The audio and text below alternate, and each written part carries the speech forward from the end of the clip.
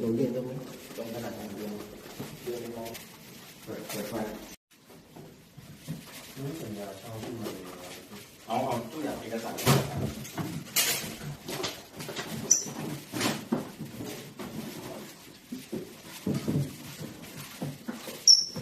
ผมก็ดู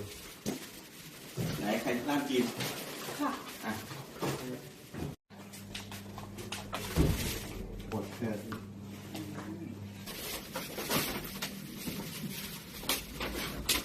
เก่าเลย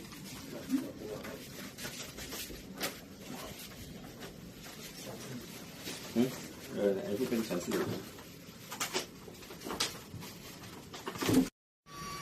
ไม่มีอะไรเลยเตียงนอนตู้เซฟอยู่แต่ว่าเรื่องอะไรไม่มีการเตือนอยู่ไม่มีแต่ละห้อง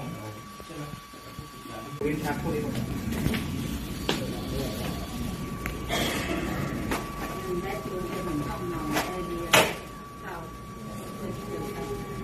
ชาก็มีเปิด